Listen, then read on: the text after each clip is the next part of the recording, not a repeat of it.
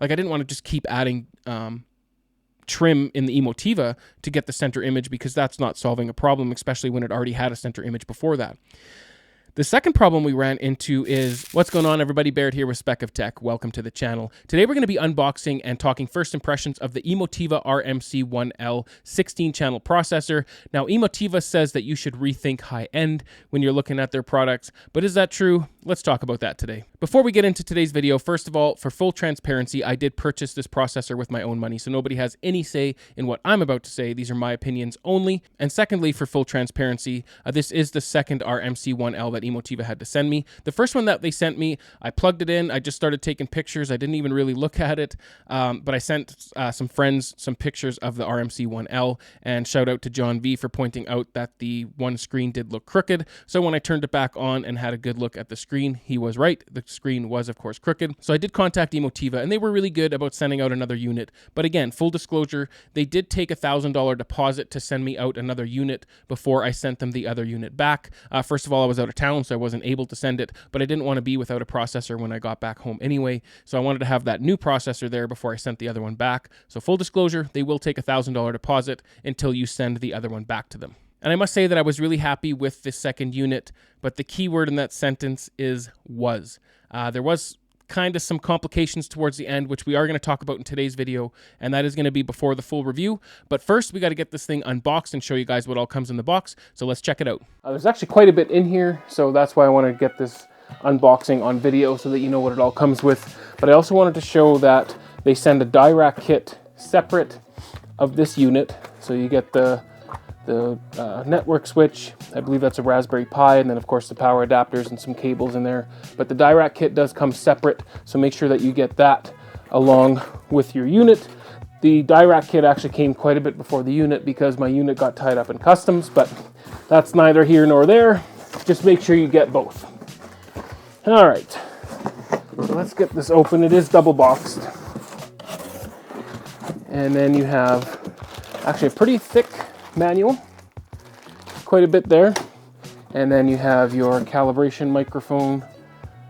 It says Emotiva on there for calibrating with Dirac or Dirac, and then you get a remote control, and this remote control, guys, is a tank. It's all made of metal.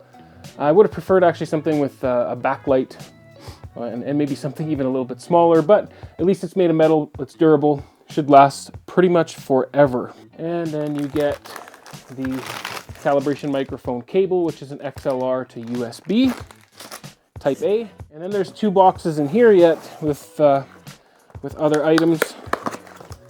So in this box you have a little tripod for the microphone, and then I don't really need that because I have a different tripod, but a thumb drive, and then it looks to be like an FM antenna, or maybe even an AM antenna, I'm not sure. And then there's another box, which had the power adapter, which I took out because I was wiring up my rack and I wanted to get the power adapter. So I got that out already, but we all know what that looks like. And then in here, you have a 12-volt trigger, some batteries, probably for the remote, and then a little fuse, which I'm sure goes in the unit if you ever blow a fuse. I'll leave that out because I'm probably going to need the batteries for the remote control. And then you have the unit itself. Oh, and then here is, that'll probably be your FM antenna, I'm thinking, but I don't use that anyway. Take the tape off, and at least they protect it in this nice bag, so that's a good thing. I'll take this out, and then there is the unit.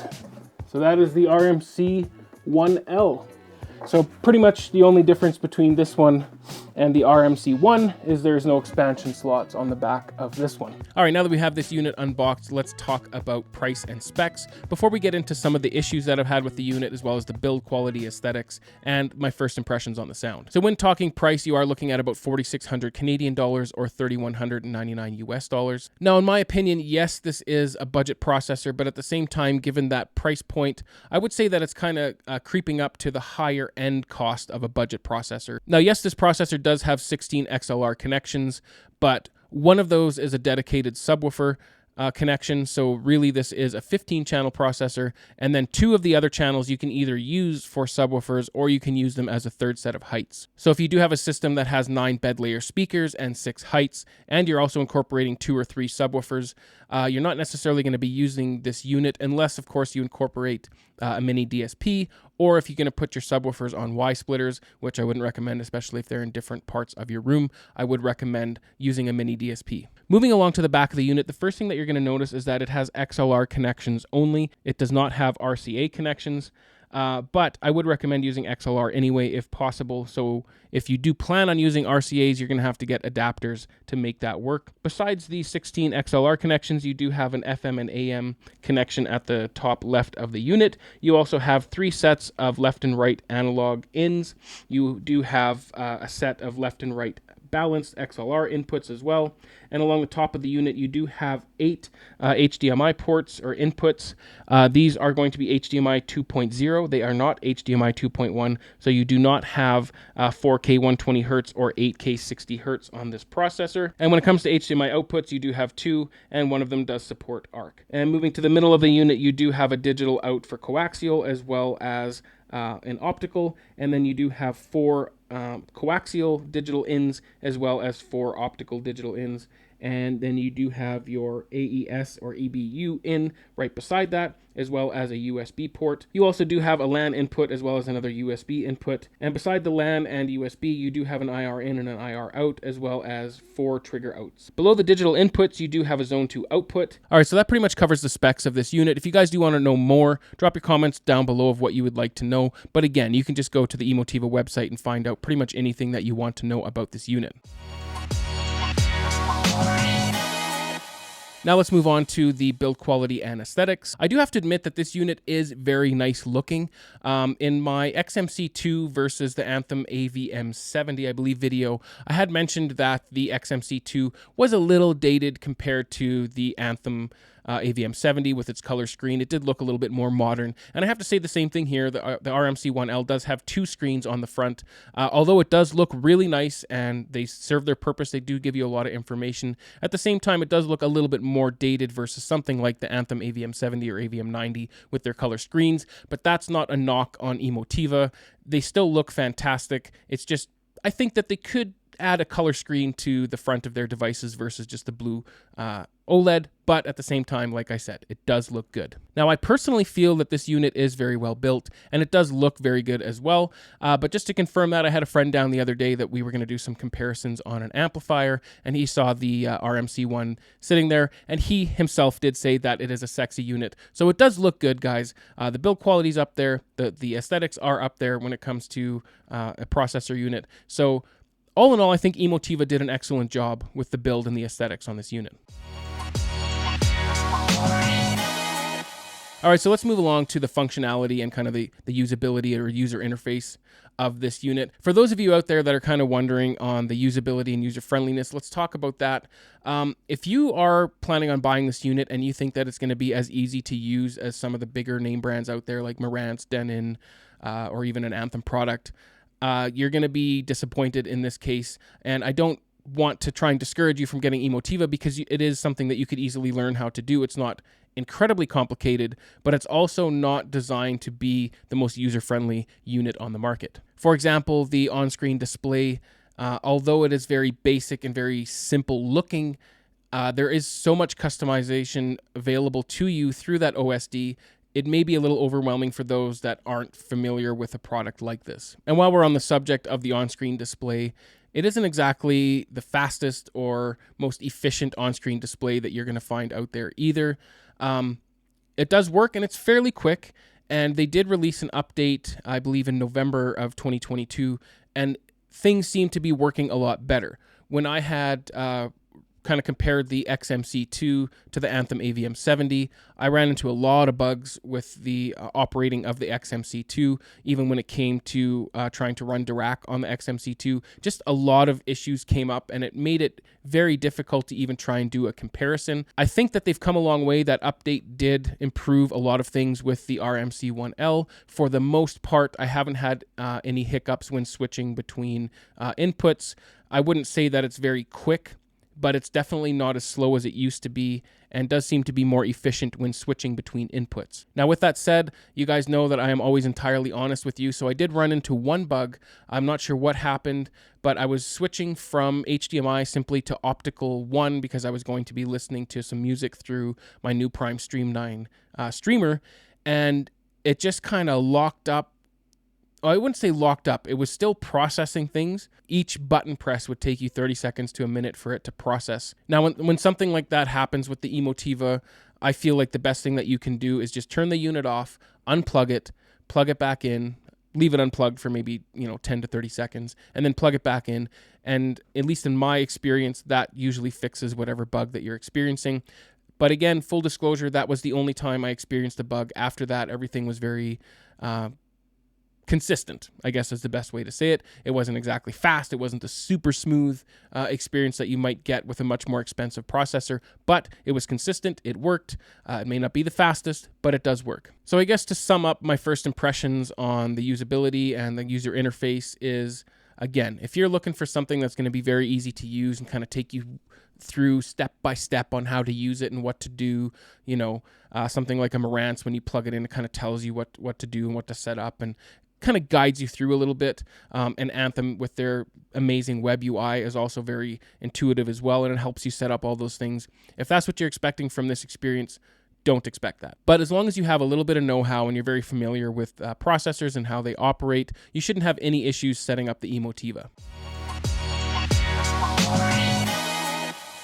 Now let's move on to where Emotiva truly does shine, and that's in the sound quality. And I don't know if that's directly attributed to the dual mono DACs that they have for each channel or just some of the other circuitry that they have. But when it comes to sound quality, that is something that they've done very right. So my first impression when I hooked it up, and then all I did is I set my levels and I set my distances.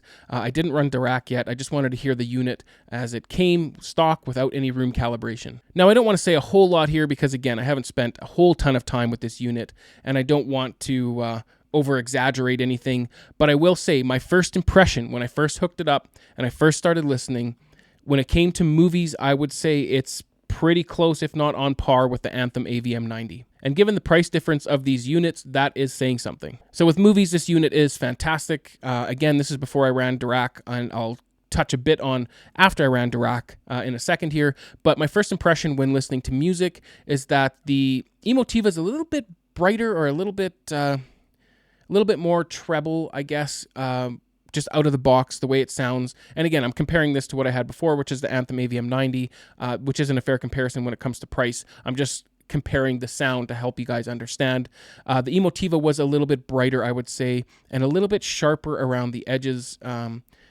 I don't want to say analytical because the AVM90 was very analytical. It had a very clean, very clear sound when it came to music, but I'd say just a little bit smoother, a little bit more refined, I guess is the best way to put it. But the Emotiva still does a fantastic job with music, no question.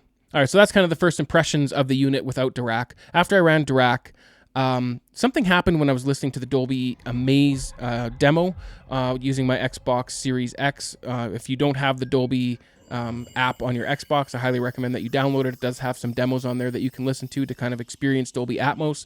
But there's one on there called Amaze. It's one of the ones that I'm very familiar with, so I like to use that one when I demo a new processor or I demo anything really. And I heard something that I've never heard before, or at least not as pronounced before. On my left-hand side, there's when there's like some grasshoppers or crickets kind of clicking and clacking, there's also some bells that are in there. One happens on the right-hand side, and then one happens on the left-hand side. And the one on the left-hand side was just so much more noticeable than I've heard it in the past, to the point where I was like, was that always there? And of course, it was always there, and you could always hear it, but it was so much more pronounced that it just kind of caught me off guard to hear that so clear. Now, that's pretty much the only thing I noticed different when it came to that Dolby demo, but I wanted to point that out. First impression was I did hear something that I've never really heard before, at least that cleanly. So when it comes to the sound quality, guys, this is something that just really does blow you away with Emotiva.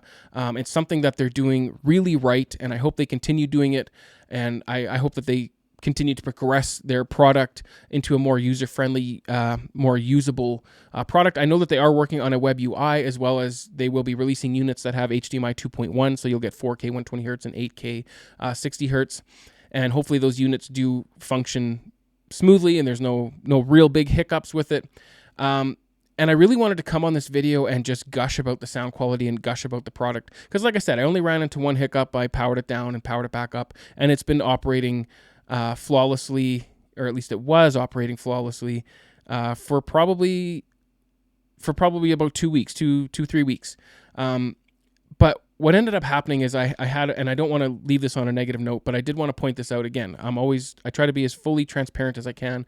So I had a friend down that wanted to compare a Macintosh amp with the Tone Winner amp, and I did plan on making a video about that, like after we did the comparison, to see if we could hear anything. But what ended up happening is we were sitting there, and the center image, I believe, was good in the beginning when we first started listening. But then the center image started leaning to the left. So I thought, okay, well, maybe, because the night before I had put carpet sliders under the speakers, I thought maybe I moved the speakers. So we checked the toe in, and we made the toe in to be as close to identical as possible. I checked the distances with my laser meter and made sure that the speakers were all good. But yet it was still, the center image was still leaning to the left. And I know that I had a dead-on center image before that, and I hadn't adjusted any of the trims or anything like that, or any of the distances inside the Emotiva itself. But either way, I did double check them. They were good in the Emotiva. The trims were good. So I did start adjusting the trim to try and account for the left being more dominant than the right. And I added, I believe, a dB.5 or even 2 dB, and it brought it closer to the center, but still not dead center. So me and my friend decided that there had to be something more to it than that, because adding that much should have solved the problem. Playing with the toe in should have solved the problem, because after we couldn't get it, like, I didn't want to just keep adding trim in the Emotiva to get the center image, because that's not solving a problem, especially when it already had a center image before that. The second problem we ran into is I was switching between preset 1 and preset 2. So on preset 1 on my Emotiva, I have it set up just with the distances and the levels, no Dirac. And then preset 2 is Dirac, or with the filter of Dirac applied, so that I can switch between them so that you can hear the difference between the stock sound and the sound with Dirac applied. What ended up happening is when I switched back to preset 1, which does not have Dirac, the volume was now different. And I'm not saying that we adjusted the volume at all on the Emotiva itself. It's just we switched back to it, and it was noticeably quieter. Like, I don't know, I'd probably say at least 6 dB quieter than it was before I switched to preset 2. Again, we did not change the volume. So I had to turn things up significantly louder to get anywhere near the amount of, or the listening level that we were listening to before, which again, I didn't think like that should be something that you're experiencing. So I thought, you know what, maybe the unit just needs a power down. So I powered it down, I unplugged the unit, waited a little while, plugged it back in, turned it back on, and that did solve the volume issue on preset 1 temporarily. But again, once I switched to preset 2 and switched to preset 1, the volume was now quieter again, but it did not solve the problem of the center image leaning to the left. Again, I didn't want to just add trim and make my amplifier work harder just to solve the problem. I don't think that this is a problem that I should have to fix with trim. So we decided, you know what, let's just see.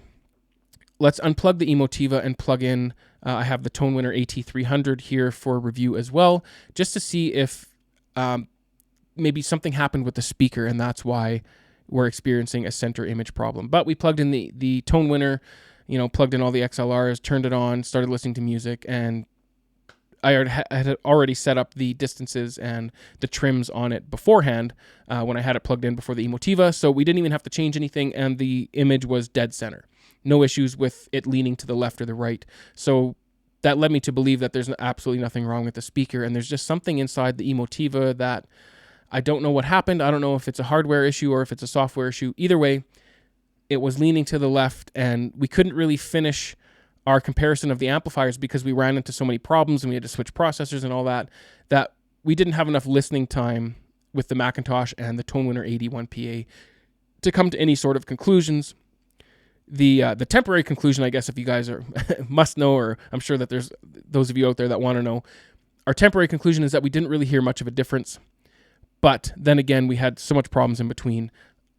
Take that with a huge grain of salt. between the Macintosh and the Tone Winner. We do want to do the comparison again properly, and I'm probably going to take my Tone Winner to his place, and we'll do it there, and hopefully we can start to pinpoint some differences, if there are any, between those amplifiers.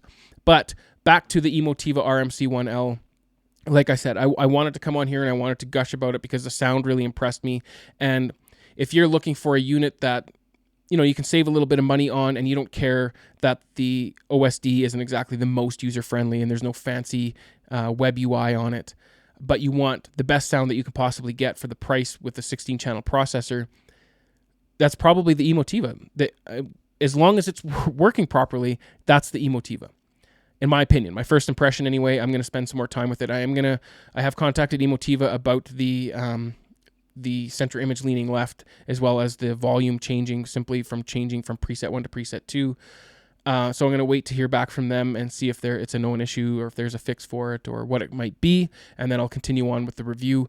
But so really what I wanted to come on here and say is, if you were willing to sacrifice things like Bluetooth connection or Chromecast, like you can't Chromecast or Bluetooth anything to the RMC-1L, but if you have a music streamer that you're going to be connecting hardwired to your processor anyway, that doesn't matter to you, because for the most part you're going to be using Bluetooth and Chromecast for music.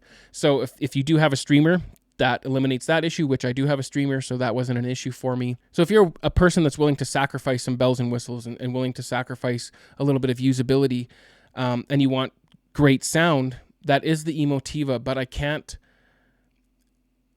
fully recommend it on my first impressions based on some of the issues that I did have. I'm really hoping that Emotiva can fix it, and like, I know I've watched some videos about their company, and they seem like just a group of people that really love audio. They really want to give you a good product, from my impressions anyway, from what I've seen. But there's some ongoing issues when it comes to usability of Emotiva that makes me hesitant, even though the sound is so good. So make sure that you guys stay tuned for the review. I will, like I said, I'm waiting for Emotiva to get back to me. I'll update you on the full review. Right now, I'm kind of on the fence about Emotiva. I wanted to gush about it, but then that happened, and I was like, I can't just go on there and be like, you know what? Sound is fantastic for the price. If you're willing to sacrifice, buy it. And you know what? Maybe you're willing to deal with some of the bugs, like even the image leaning to the left, as long as it's fixable. Maybe you're willing to deal with some of that. Or maybe you're not huge on music anyway, and you're just going to be using it for movies. By all means, just use it for movies then. But I'm not going to say go ahead and do that until I've spoken with Emotiva about these issues. Yeah, so if you guys are interested, I have dropped links down in the description below. But take this with a grain of salt, because this isn't the full review. This is my first impressions. This is just some of the things I ran into. It's not me trying to discourage you from Emotiva. I'm not trying to slam Emotiva in any way, but I do want to be fully transparent with you guys about the issues and the good things that I experienced with this processor. If this video was helpful, make sure you subscribe, tick the bell icon if you do, and please take just one short second to hit that like button. I always do appreciate it, and I would really appreciate if you guys would consider supporting the channel. Like I said, I did buy this unit for myself, and I do that with a lot of the units that I review. I just kind of sell my old gear to help fund new gear so that I can keep things coming to review for you guys, and I do try to give you guys a fully transparent and honest review. So I would really appreciate if you'd consider supporting the channel. I've dropped my Patreon link down in the description below. Also, you can hit the thanks or the join button right below this video. I would truly appreciate it, and it would really help out the channel. Remember to enjoy your systems. I'll see you on the next one. Cheers.